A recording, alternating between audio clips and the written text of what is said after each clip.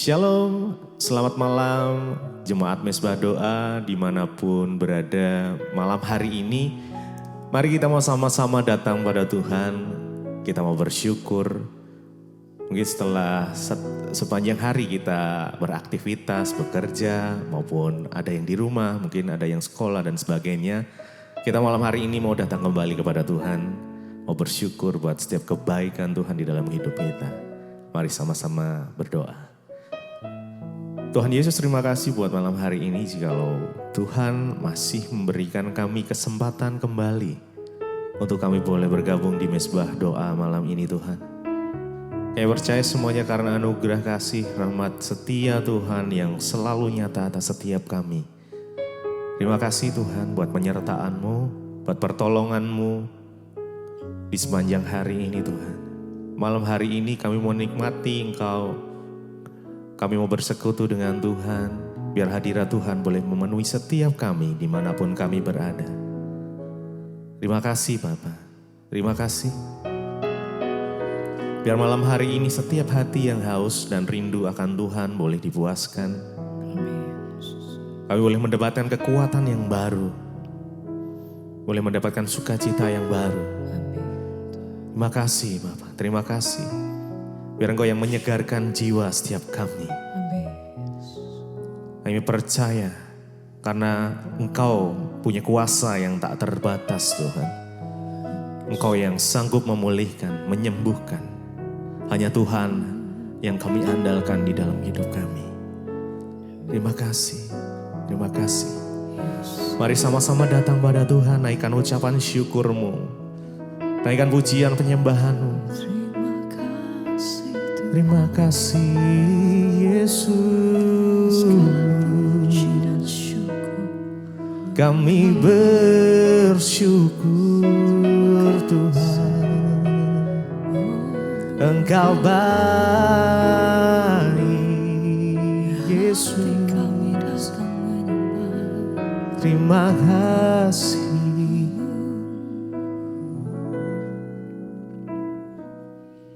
Tak terbatas kuasa-Mu, tak terduga, cara-Mu. Kau yang ku andalkan di setiap langkah hidupku. Tak terbatas, tak terbatas kasih-Mu, amin. Tak terduga jalan-Mu, yes. Kau yang ku percaya di segala musim hidupku. Tak terbatas, yes. Kuasa-Mu tak terduga, cara-Mu. Kau yang ku andalkan di setiap langkah hidupku. Tak terbatas, yes, Jesus. Kasih-Mu tak terduga jalan-Mu. Kau yang ku percaya di segala musim hidupku. Tak terbatas, kuasa-Mu tak terduga, cara-Mu. Kau yang ku andalkan di setiap langkah hidupku. Tak terbatas, kasih-Mu. tak terduga jalanmu. Kau yang ku percaya di segala musim hidupku.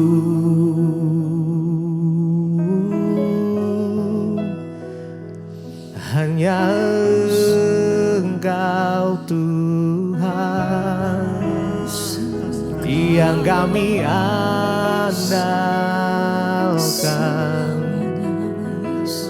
Hanya Kau yang ku percaya di setiap musim kehidupanku. Kau ada, Kau selalu ada, tak pernah tinggalkanku Tuhan.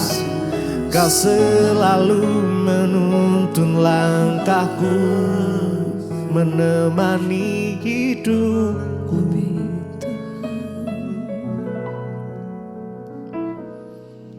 Tak terbatas kuasa-Mu, tak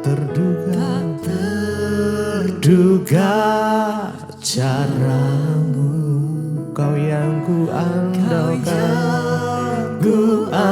andalkan di setiap langkah hidupku. Tak terbatas kasih-Mu, tak terduga jalan-Mu. Kau yang ku percaya di segala musim hidupku. Tak terbatas kuasa-Mu. Mari dengan segenap hatimu. Tak terduga cara-Mu, Kau yang ku andalkan di setiap langkah hidupku. Tak terbatas kasih-Mu, kasih-Mu tak terduga jalan-Mu. Kau yang ku percaya di segala musim hidupku.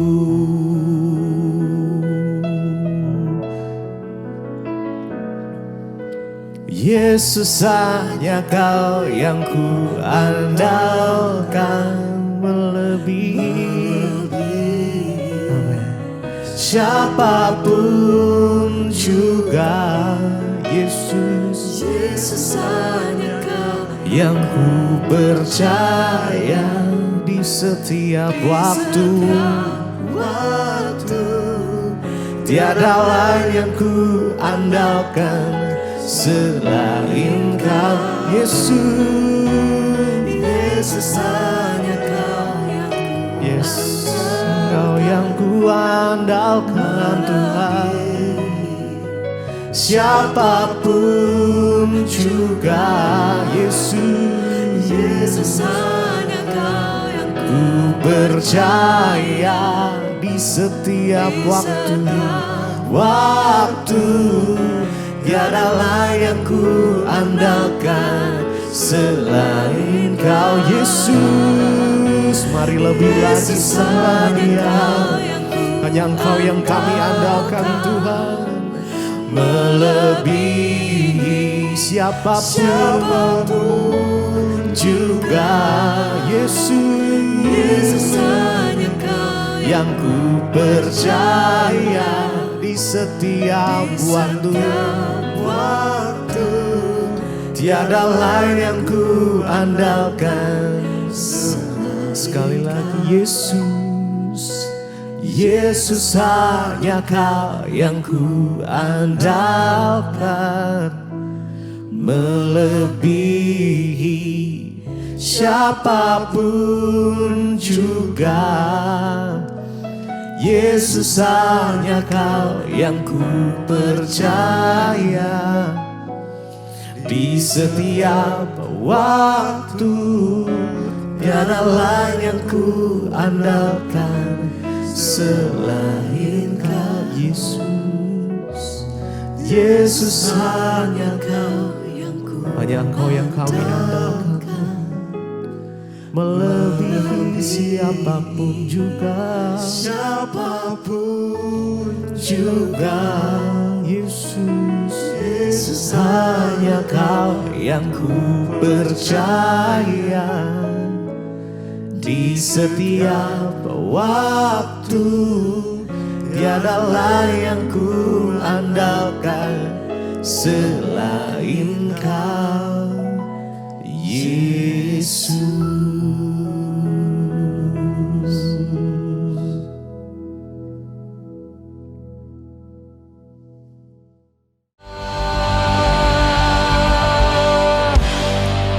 Terpujilah namamu Raja di atas segala raja. Terima kasih Tuhan karena kami punya Allah seperti Engkau. Tidak ada yang lain. Kami mengucap syukur buat malam hari ini, Tuhan beri kesehatan, kekuatan. Kami boleh memuji, menyembah Tuhan. Bahkan dapat masuk dalam sakramen perjamuan kudus. Kami percaya yang sakit sudah disembuhkan, yang berbelat diberi kelegaan. Sebab Engkau Tuhan melakukan mujizat dalam hidup kami. Kami percaya dan kami tidak ragu. Malam ini iman kami dibangkitkan Tuhan. Segala pujian, hormat, kemuliaan hanya bagi Engkau Yesus, Raja di atas segala raja. Yang siap terima firman Tuhan, katakan bersama. Amin. Tepuk tangan bagi Tuhan, sorak-sorai. Haleluya. Silakan duduk Bapak Ibu. Shalom. Apa kabarnya malam ini? Luar biasa, walaupun ada masalah tetap karena kita punya Tuhan yang luar biasa. Iya Bapak Ibu, kita akan belajar sama-sama dari firman Tuhan. Saya percaya firman Tuhan itu dapat membangkitkan iman kita ya, dan saya juga yakin orang yang datang doa malam ini orang-orang yang luar biasa. Tepuk tangan dong. Buat saudara yang mau terus mencari Tuhan di saat orang lain pikir lebih enak di rumah aja tidur, ya santai-santai. Tapi saudara mau memberi waktu, memberi tenaga untuk datang ke tempat ini dan Tuhan memperhitungkan itu semua. Kita baca bersama 1 Raja-Raja pasal 17. Ya, bagaimana mengalami mujizat Tuhan dalam kehidupan kita saudara. 1 Raja-Raja 17, judul perikopnya Elia di tepi sungai Kerit. Ayat yang pertama dikatakan di sana, kita baca bersama 1, 2, 3. Lalu berkatalah Elia orang Tisbe dari Tisbe Gilead kepada Ahab, demi Tuhan yang hidup Allah Israel yang kulayani, sesungguhnya tidak akan ada embun atau hujan pada tahun-tahun ini, kecuali kalau kukatakan. 2. Kemudian datanglah firman Tuhan kepadanya, pergilah dari sini, berjalanlah ke timur dan bersembunyilah di tepi sungai Kerit di sebelah timur sungai Yordan. Engkau dapat minum dari sungai itu dan burung-burung gagak telah kuperintahkan untuk memberi makan engkau di sana. 5. Lalu ia pergi dan ia melakukan seperti firman Tuhan. Ia pergi dan diam di tepi sungai Kerit di sebelah timur sungai Yordan. Pada waktu pagi dan petang, burung gagak membawa roti dan daging kepadanya dan ia minum dari sungai itu. Bapak Ibu, kita tahu bersama ketika Raja Ahab naik menjadi raja di Israel, dia melakukan apa yang jahat di mata Tuhan. Dia menikah dengan Isabel, seorang perempuan yang sangat berdosa, licik, dan membawa Ahab untuk mengutuki Allah, bahkan menyembah kepada dewa Baal. Dan pada waktu itu saudara, mereka percaya bahwa dewa Baal itu dewa yang akan menurunkan hujan, dewa yang sanggup memberkati tanah, memberi kelimpahan untuk panennya bisa bagus dan lain sebagainya. Dan di tengah-tengah itu Tuhan mengirim, ya, dikatakan di sana Elia untuk pergi dan bernubuat kepada Raja Ahab. Karena mereka percaya bahwa ya Baal yang akan menurunkan hujan, tetapi Tuhan berkata kepada Elia, pergi temui Raja Ahab. Katakan bahwa demi Tuhan yang hidup, Allah Israel yang kulayani, sesungguhnya tidak akan ada embun atau hujan pada tahun-tahun ini kecuali kalau kukatakan. Ya, dan benar terjadi, kita tahu kisah selanjutnya terjadi kekeringan yang hebat. Tuhan membuktikan kuasanya ya untuk menentang penyembah-penyembah berhala yang berkata bahwa dari merekalah sumber berkat yang sanggup menurunkan hujan. Kita tahu Alkitab berkata Tuhanlah yang menurunkan hujan, yang berkuasa menurunkan hujan bagi orang baik dan orang jahat. Ya, Tuhan tuh kasihnya adil loh. Mau orang baik, mau orang jahat, Dia turunkan hujan. Matahari bersinar bagi orang baik dan orang jahat. Itu keadilan Tuhan juga. Bayangkan kalau orang jahat itu di rumahnya tidak ada matahari.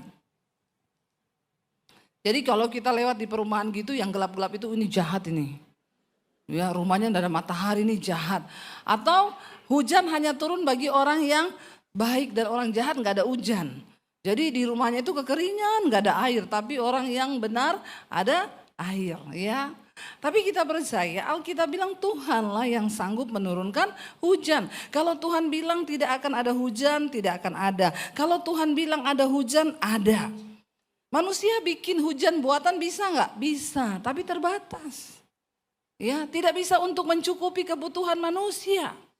Hanya Tuhan yang sanggup menurunkan. Dan pada waktu itu Tuhan ingin mendemonstrasikan kuasa Tuhan. Percayalah Bapak Ibu. Tuhan itu ingin mendemonstrasikan kuasanya lewat hidup kita. Amin.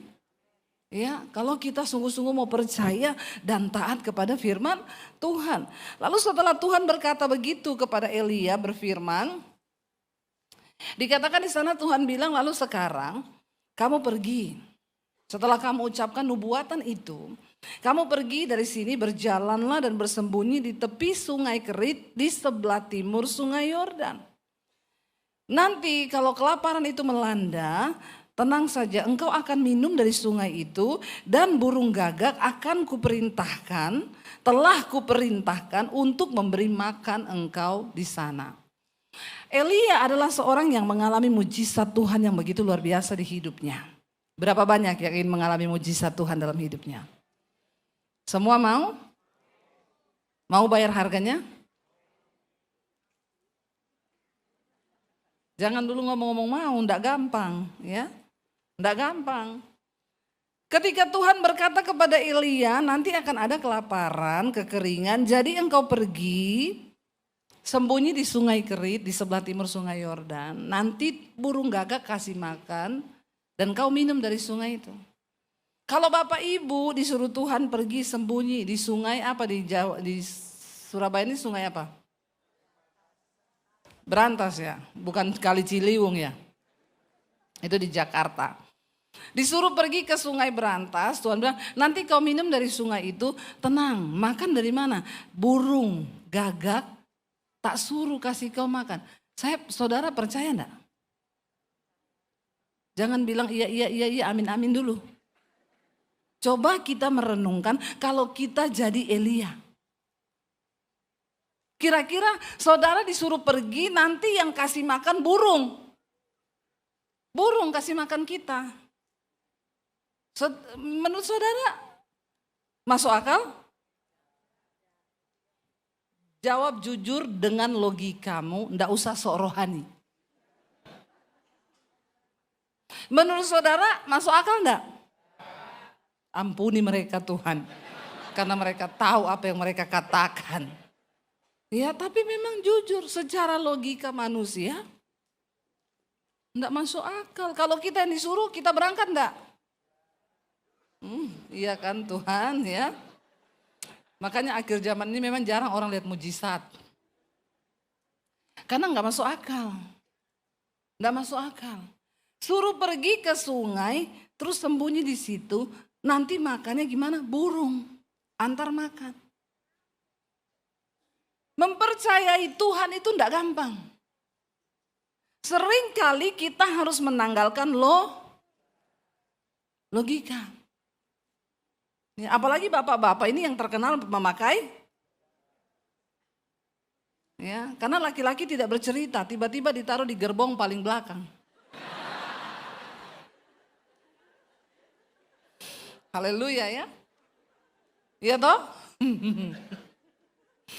Kasihan sih saudara. Di rumah sudah jadi korban istri. Ada ibu-ibu tertawa besar, itu berarti dia pelakunya. Di rumah udah jadi korban istri, di kantor jadi korban bos. Di kereta jadi korban gerbong. Laki-laki itu survei membuktikan, ya, bapak-bapak, kenapa banyak bapak-bapak yang cepat botak? Maaf, saya tidak menyinggung yang botak-botak ya. Kenapa? Ya karena orang itu kalau botaknya di depan berarti banyak berpikir. Kalau botaknya di belakang karena pinter. Kalau botaknya menyeluruh dia pikir dia pinter. Ya, ini cuma intermezzo, jangan tersinggung dong ya bapak-bapak. Tapi kenapa? Bahkan survei membuktikan yang paling banyak kena stroke itu laki-laki daripada perempuan. Kenapa saudara? Karena ukuran otak laki-laki itu lebih kecil daripada perempuan. Ya, tapi memorinya full. Karena semua dia pikir. Perempuan beda, otaknya memorinya lebih gede tapi hampir nggak ada isinya. Maaf ya.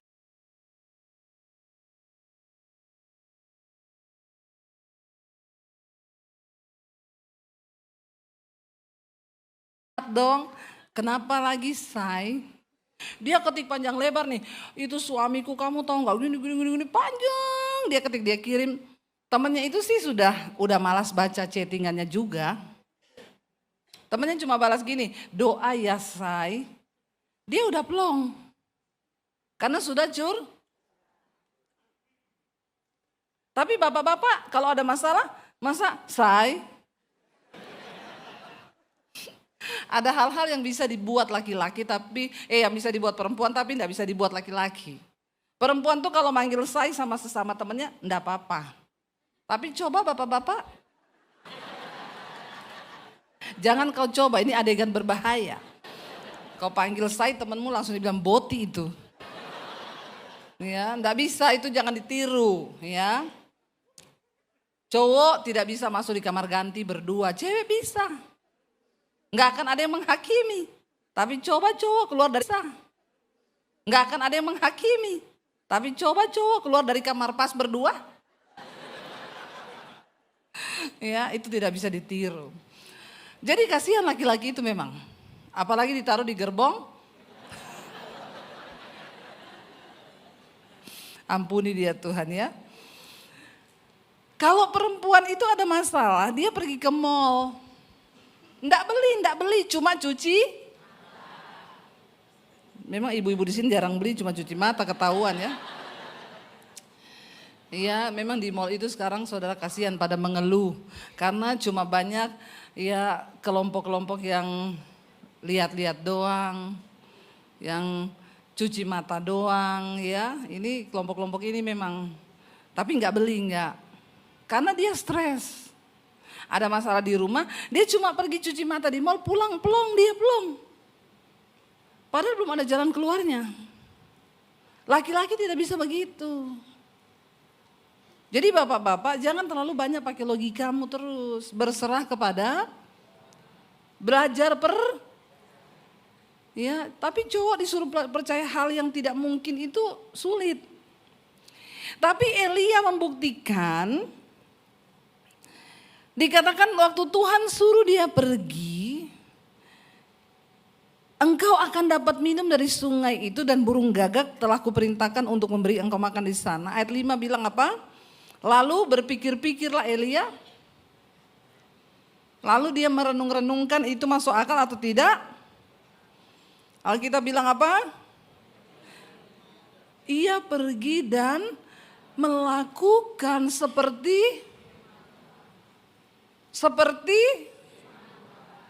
jangan kita ini coba melanggar, pasti hidup kita tidak akan bahagia, tidak akan mungkin mengalami mujizat Tuhan.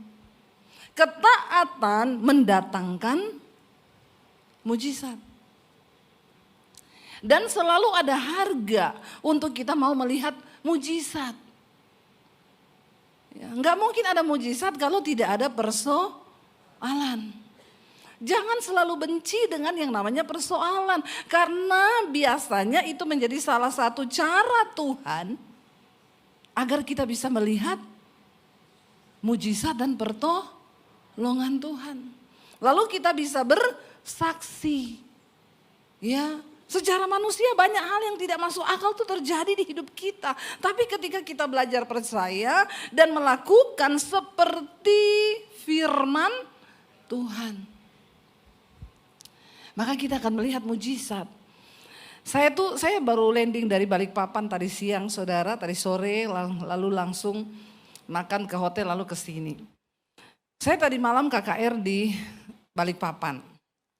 Jadi kemarin itu jam 6 ya, saya waktu hari Senin ya, saya mau datang ke KKR di gereja. Anak saya itu kabar Imam, perumahan banjir. Saya tuh kaget, kok banjirnya mendadak sih?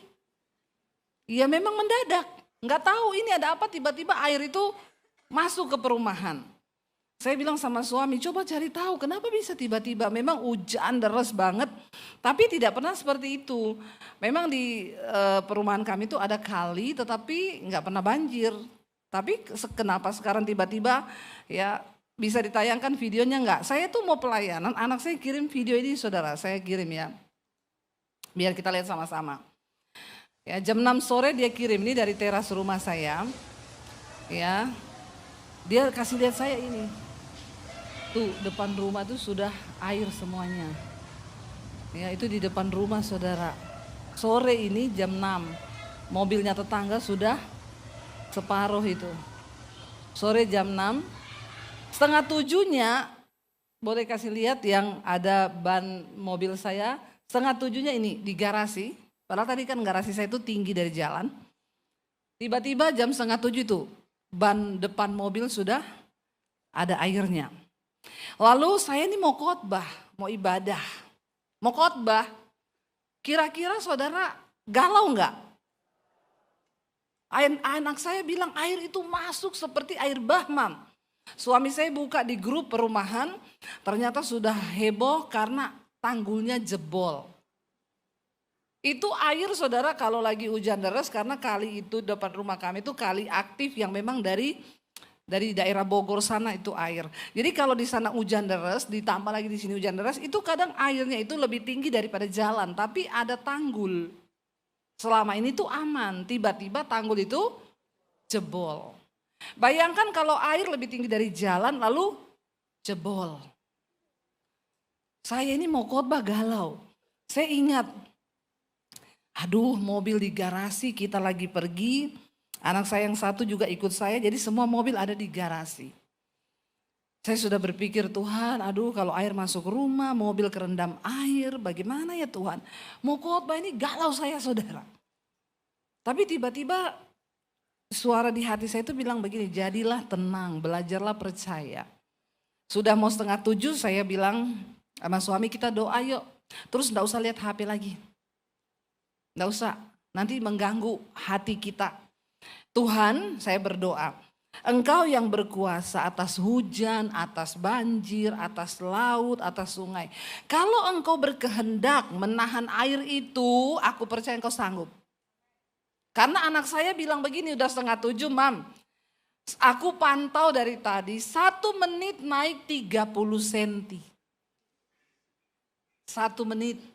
Anak saya mantau, 1 menit naik 30 cm itu banyak gak saudara? Banyak.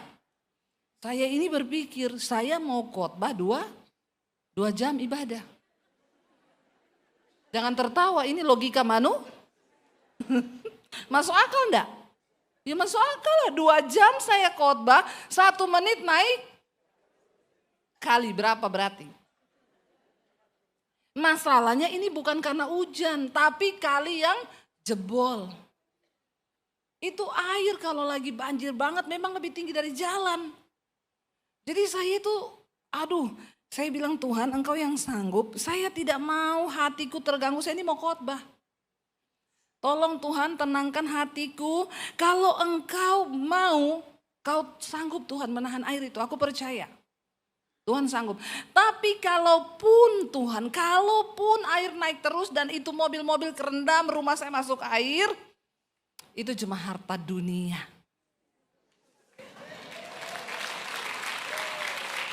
Jangan tepuk tangan. Karena ngomong begitu tidak gampang. Sambil saya sudah menghitung kerugian kalau mobil kerendam. Tapi saya berusaha. Saudara, untuk melakukan firman itu tidak mudah. Tidak mudah. Ya udahlah Tuhan, harta dunia ilahi. Aku mau khotbah, aku tidak mau mikir. Saya bilang sama suami, kita udah berdoa, matikan handphone. Karena seringkali kalau kita lihat, maka hati jadi takut. Saya bilang enggak usah lihat grup, enggak usah lihat tutup. Saya nyanyi memuji Tuhan. Sesekali setan bilang, kerendam rumah, biarin. Ya, biarin. Mobil kerendam, biarin. Enggak gampang loh saudara, ternyata tidak gampang. Pada firman Tuhan itu enggak mudah. Tapi saya bilang Tuhan saya mau percaya. Walaupun habis saya khotbah 2 jam, bayangkan 1 menit 30 cm. 2 jam itu udah. Aku mau belajar percaya, walaupun Engkau tetap baik. Walaupun rumah saya kebanjiran, Engkau tetap baik Tuhan. Saya khotbah saudara. Selesai khotbah, 2,5 jam malah. Ternyata saya khotbahnya kepanjangan, saking saya lupa itu acara banjir. Selesai khotbah saya lihat, ya udah 2,5 jam saya ini ibadah. Saya baru buka HP. Saya cari foto, ada anak saya kirim enggak. Saya bilang, Ji gimana? Airnya masuk enggak? Enggak Mam, dari tadi dia bertahan di situ. Dia bertahan. Saudara, apakah itu hal yang kebetulan? Menurut saudara itu kebetulan? Saya percaya itu tidak kebetulan. Dan sering kali Tuhan itu melihat sikap hati kita. Sebelum dia melakukan mujizat, dia mau lihat sikap hati kita dulu. Apakah kita ini benar-benar percaya, berserah pada Tuhan dan menempatkan Tuhan pada posisi yang nomor 1 di hidup kita? Apakah kita sungguh-sungguh mau percaya pada firman Tuhan? Atau kita ini jadi orang yang cuma ngomong Kristen kalau di gereja? Yang ngomong firman kalau lagi di gereja amin, amin, pulang di rumah lupa semua itu firman. Mujizat tidak terjadi begitu saja. Tanpa ketaatan tidak akan ada mujizat. Saya berdoa kita ini jangan cuma jadi orang Kristen yang datang duduk-duduk di gereja ya. Yang cuma bikin panas kursi gereja. Amin saudara. Saya tadi baru bilang sama Pak Beni ini setia sekali mendampingi hamba Tuhan. Kalau saya datang ada Pak Beni, ya saya drop, dibeliin kopi, dibeliin susu beruang, dibeliin ini. Saya bilang, Pak Beni ini pelayananmu luar biasa loh Pak. Kalau nggak masuk surga kebangetan loh. Saudara juga. Kau sudah buang waktu datang doa malam. Kalau tidak masuk surga dan tidak mengalami mujizat selama kita hidup itu Dia Tuhan yang sama yang berbicara pada Elia zaman dulu. Dia Tuhan yang sama pada hari ini yang kita sembah. Yang sanggup melakukan mujizat di hidup kita. Yes saudara. Jangan pernah takut dengan keadaan zaman yang berubah. Semua boleh naik, dolar naik, minyak naik, semua naik. Bukankah Tuhan berjanji bahwa dia Tuhan yang tidak pernah berubah. Dengan semua janji-janjinya. Amin saudara. Imani itu, percayai itu. Maka kita akan melihat, maka kita akan tahu dan kita akan menjadi alat Tuhan untuk menyaksikan kebesaran Tuhan. Bagi saya tadi malam itu mujizat besar. Dan anak saya bangun pagi kasih foto-foto di grup, "Mam, puji Tuhan banget loh, memang benar-benar kita tuh perlindungan Tuhan. Aku bangun pagi, tetangga depan jemur kasur, jemur sofa, jemur karpet yang tebal-tebal. Tetangga kanan kiri jemur, semua jemur. Tapi rumah kita tidak." Jangan tepuk tangan. Kasihan, saya tidak berharap mereka juga kebanjiran. Tapi Tuhan bilang akan ada perbedaan. Waktu kita punya sikap hati yang benar, mau percaya pada firman Tuhan. Saya bilang, Tuhan, ketenangan, hal kerajaan Allah itu bukan makanan, bukan pakaian, bukan rumah, bukan mobil. Tapi kebenaran, damai sejahtera dan sukacita oleh Roh Kudus. Dan saya tidak mau kehilangan sukacita. Hari ini saya mau khotbah. Mendengar berita begitu, lihat foto begitu. Aduh, deg-degan, saya nggak mau terkontaminasi. Aku percaya Tuhan mampu, Dia sanggup. Sebelum mujizat terjadi, seringkali Tuhan tuh pengen lihat hati kita, pengen lihat iman kita. Apakah kita sungguh-sungguh benar-benar percaya? Bahkan gak sampai situ sudah dikatakan dan benar. Lalu Tuhan melakukan seperti yang Dia janjikan pada waktu pagi dan petang. Burung gagak itu bawa roti dan daging kepadanya dan ia minum dari sungai itu.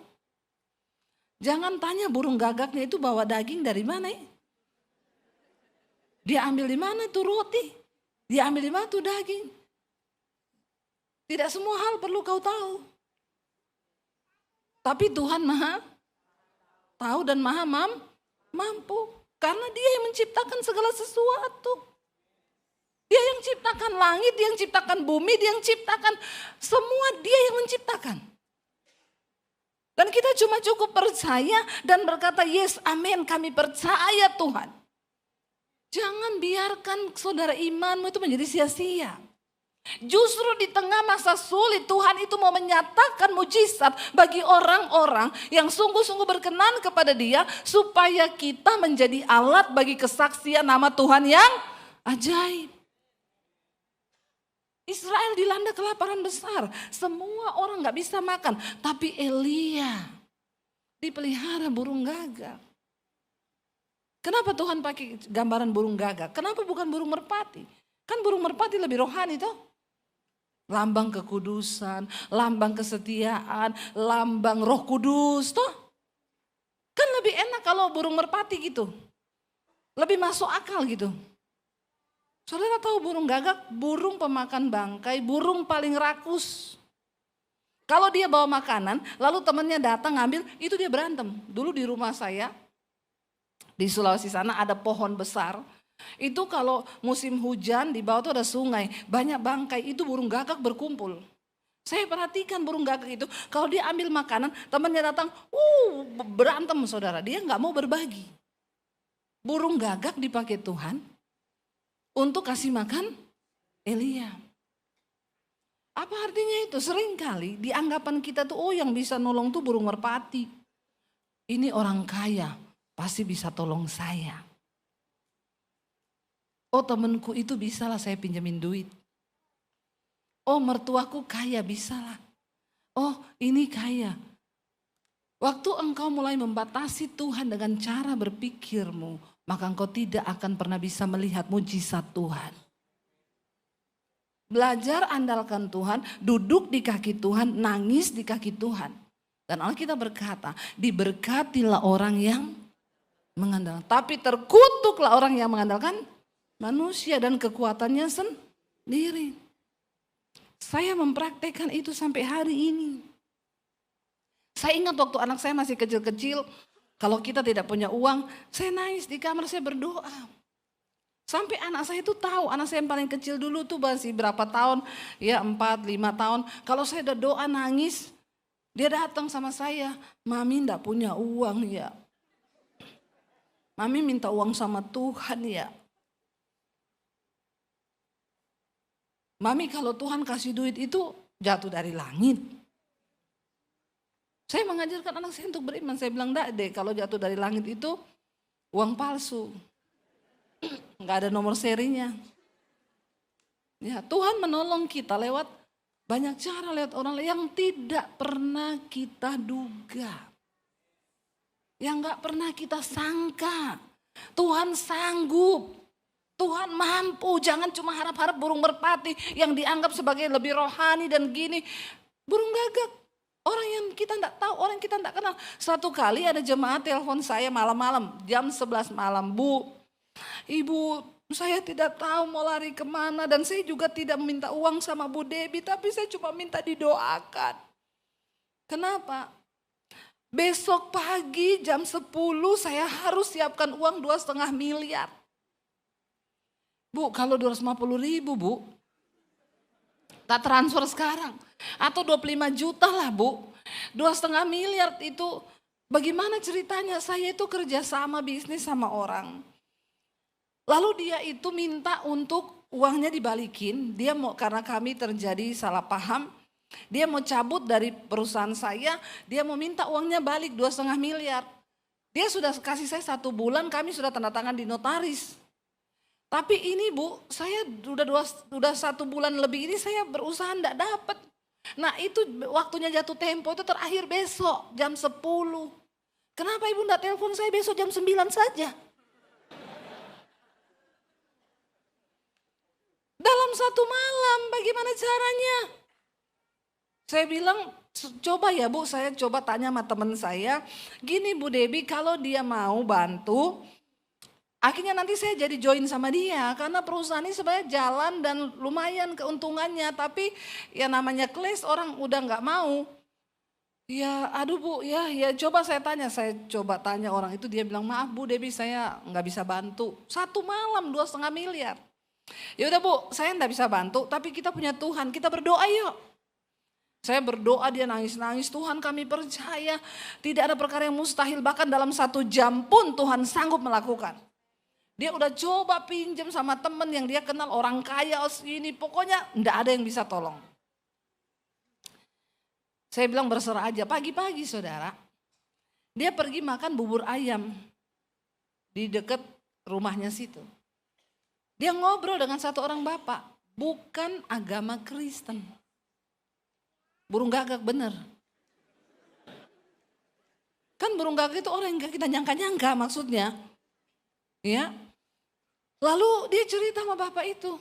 Dia bilang saya ini akhirnya mereka nyambung lah ke cerita itu. Bapak itu bilang saya tertarik loh. Tapi Pak, tinggal 2 jam lagi nih saya harus ketemu dia di notaris, saya harus bawa uang itu. Ya udah, hari ini saya bayar. Jam 9 pagi, setengah 10 ditransfer saudara. Dan akhirnya dia pergi bayar, selesaikan semua. Lalu berapa minggu kemudian saya diundang untuk peresmian kantor mereka yang baru. Dia kenalin sama saya, ini loh Bu, burung gagak itu yang Tuhan kirim. Ini orang saya tidak kenal. Jadi ibu cuma kenal di tempat makan sarapan pagi itu. Iya Tuhan kirim. Tuhan kirim. Ya, lalu kapan itu dia undang, saya ucapan syukur. Sekarang perusahaannya itu maju pesat, bahkan diberkati Tuhan. Saudara benar, tidak ada yang mustahil dalam waktu semalam.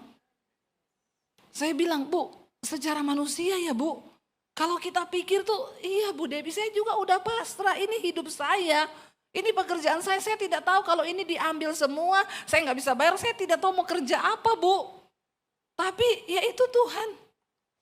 Itu burung gagak yang makanya jangan pernah pakai otak dan logika kita untuk coba menolong Tuhan. Abraham pernah coba tolong Tuhan.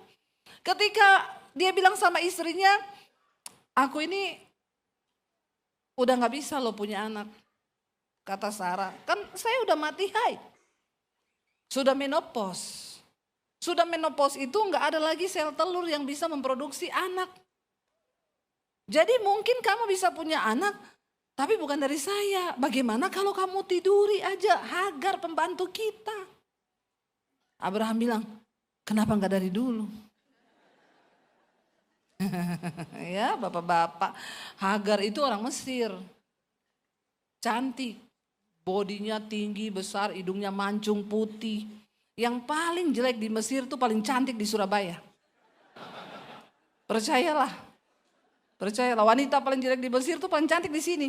Tinggi, putih, hidungnya mancung. Bayangkan tiba-tiba Sarah bilang, kamu tiduri saja situ. Kenapa juga Abraham tidak menengking ya?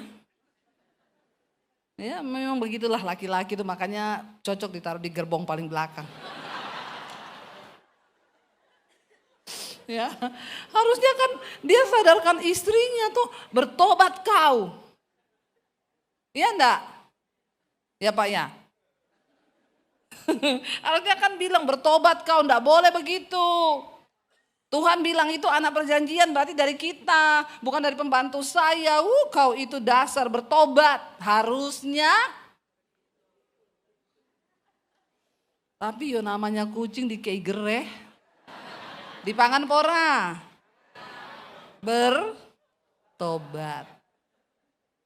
Ya, jadi terjadi kesalahan besar. Ya, tapi itulah dosa kalau mencoba menolong Tuhan. Seringkali kita ini coba tolong Tuhan. Udah mau ini jatuh tempo, besok bagaimana? Ya udahlah penggadean dulu. Siapa yang member?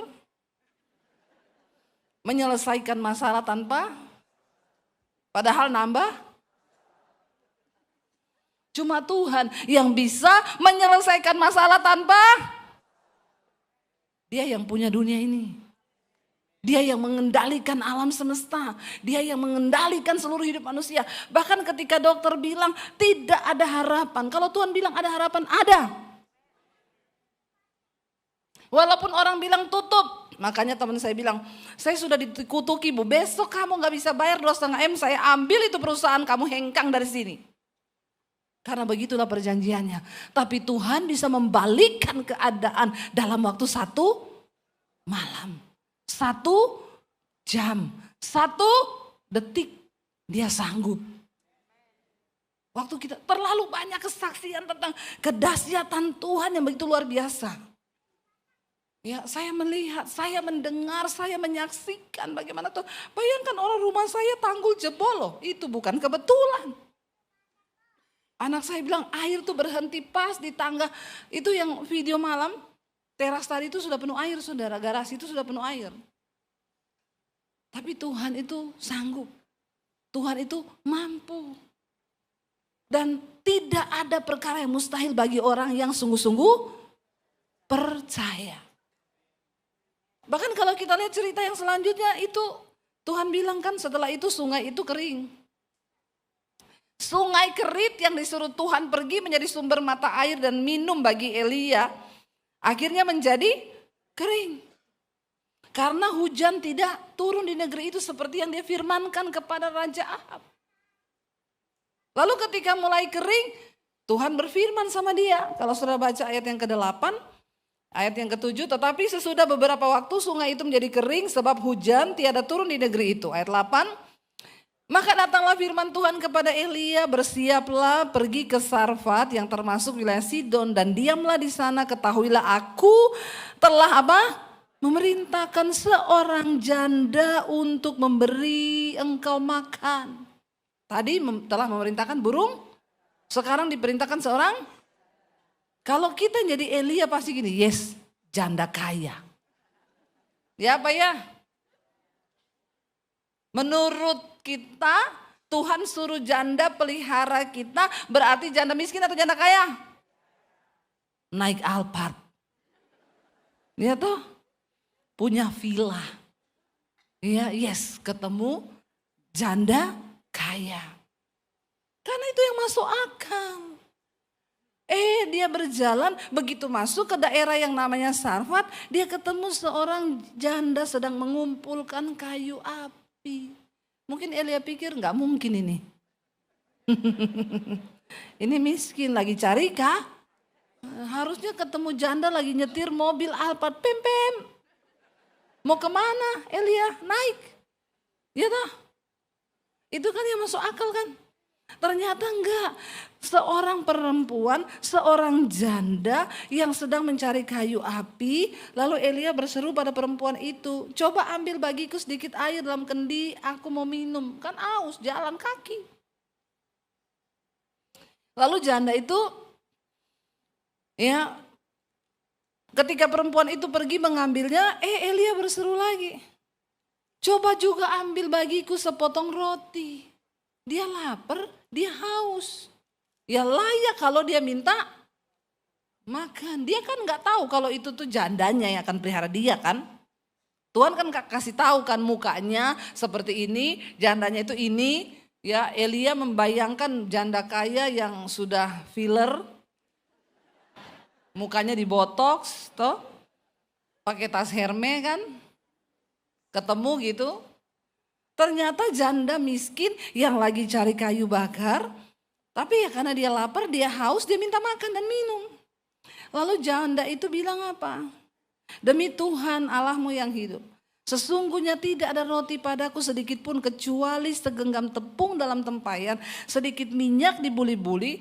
Dan sekarang aku ini lagi cari kayu 2 potong. Karena aku ini mau mengolah tepung itu jadi roti. Sesudah aku makan roti itu, aku dan anakku sesudah itu akan mati. Bayangkan saudara berjalan dalam janji Tuhan. Yang dimana Tuhan bilang kamu akan ketemu perempuan janda. Janda itu akan pelihara kamu dan kasih kamu makan. Saudara ketemu dia bilang, kamu minta saya makanan, kamu tahu saya tinggal punya tepung sedikit. Ini saya ini lagi mau olah, lagi cari kayu. Habis saya makan tepung itu jadi roti, habis itu kami mati. Dengar begitu rasanya harapan kita juga ikut. Orang yang harusnya bisa tolong ternyata enggak bisa tolong. Di saat-saat seperti itu saudara. Tidak mudah menjadi Elia yang belajar taat sama firman Tuhan. Tetapi untuk mendemonstrasikan kuasa Tuhan, memang Tuhan perlu orang-orang yang berani percaya dan sungguh-sungguh percaya. Karena mujizat tidak bisa terjadi kalau kita tidak percaya.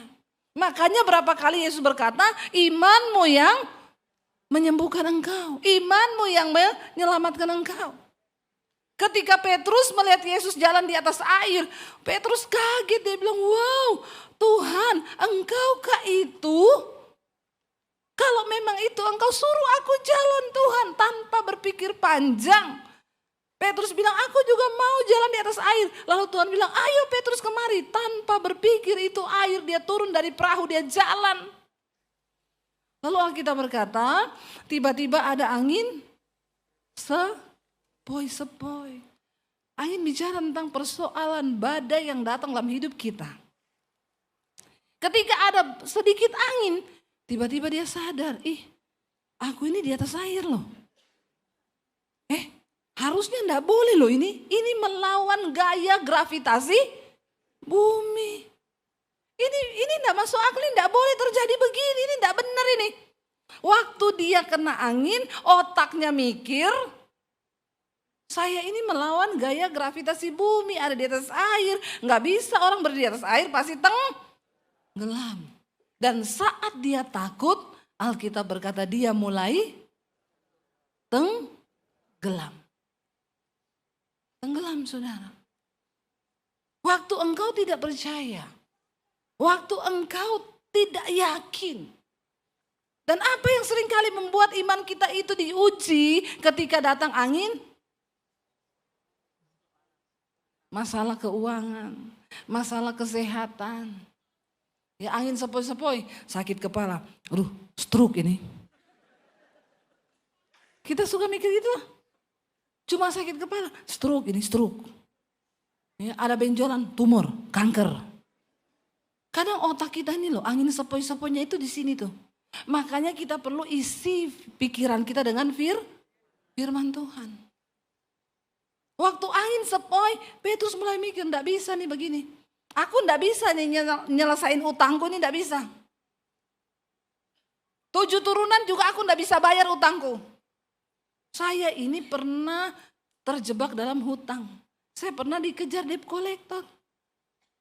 Saya pernah tidak bisa berbuat apa-apa. Tapi waktu saya melibatkan Tuhan, saya tidak bisa apa-apa, tapi Tuhan sanggup melakukan apa-apa. Bagi mereka yang percaya. Tuhan itu, saya pernah bersaksikan. Terlilit hutang 80 juta. 15 tahun yang lalu bagaimana bayar? Saya tidak ada gaji, tidak ada duit di rekening, nol, minta maaf. Saya dan suami berserah sama Tuhan. Kami percaya Tuhan Engkau sanggup, nangis di kaki Tuhan. Tidak hubungi teman orang kaya, tidak dihubungi siapapun. Kami nangis di kaki Tuhan. Utang 80 juta. Berapa hari kemudian ada orang, Bu, saya disuruh Tuhan ngasih ibu 100 juta. Nggak wow ya?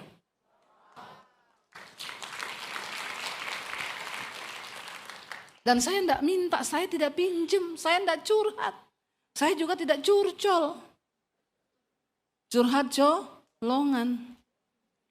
Tapi Tuhan tahu dan dia mampu menggerakkan siapapun. Karena Tuhan bilang, aku memberikan kasih karunia kepada siapa aku mau beri kasih karunia itu. Jadilah kita sebagai orang-orang yang layak menerima kasih karunia Tuhan. Apa kasih karunia Tuhan itu? Sesuatu yang memampukan kita di saat kita tidak mampu. Dan memang kita tidak mampu. Tapi kita punya Tuhan yang, tapi engkau jarang duduk di kakinya berlutut memohon, meminta pada Bapa yang mengerti, yang sanggup, yang mengasihi kita sebagai anak. Kalau kita aja orang tua, kita nggak mau lihat anak kita susah kan? Saya itu selalu kalau saya keluar kota, Dek, kamu hari ini kuliah? Iya, Mam. Ada duit enggak? Gitu. Saya kemarin anak saya ikut pelayanan di Balikpapan. Saya bilang, Dek, nanti besok kamu makan ya, kita sarapan di hotel pagi. Anak saya tanya, oh kamarku juga dapat sarapan ya?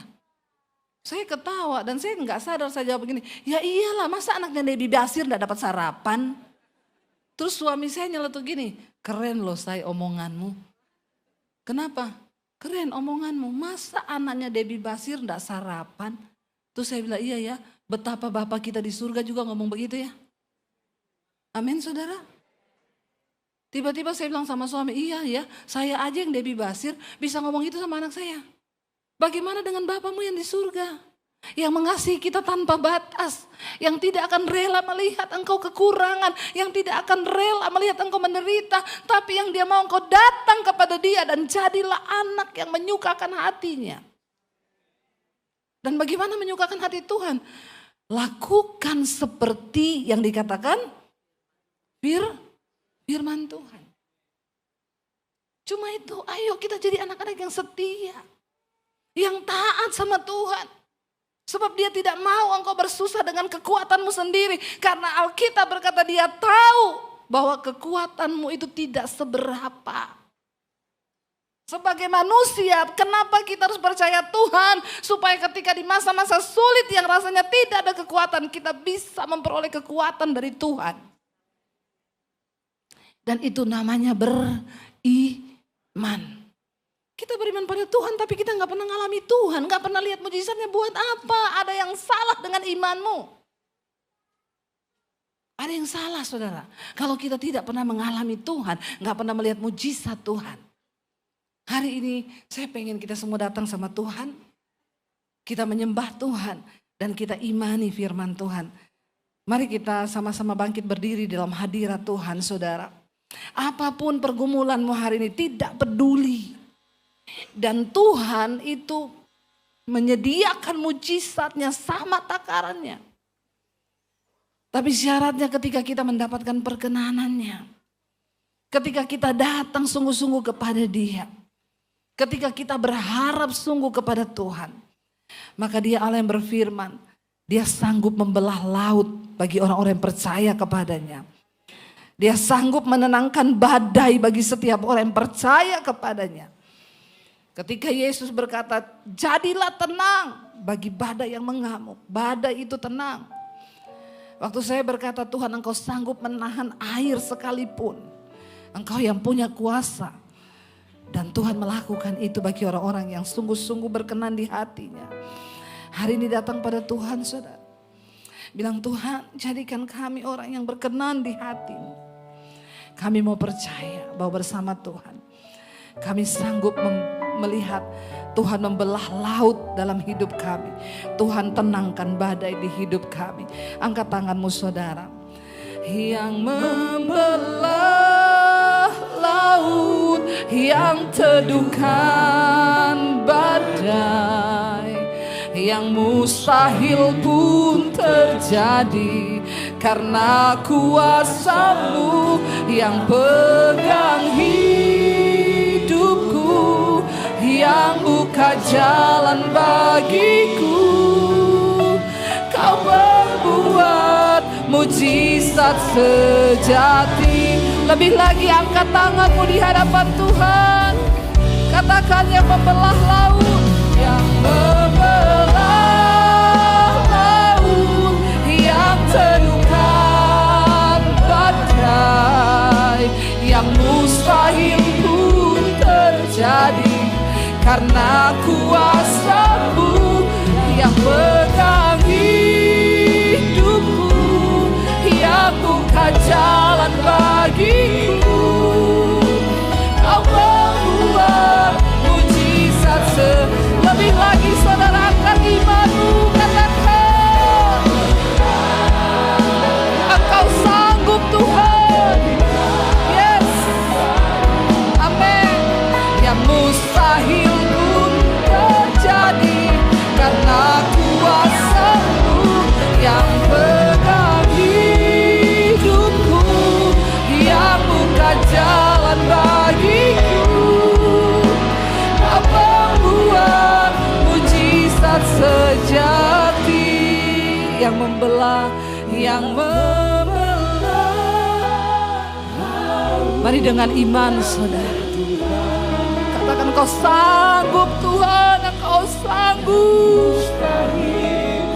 Kami angkat iman kami malam hari ini Tuhan. Engkau yang pegang hidup kami,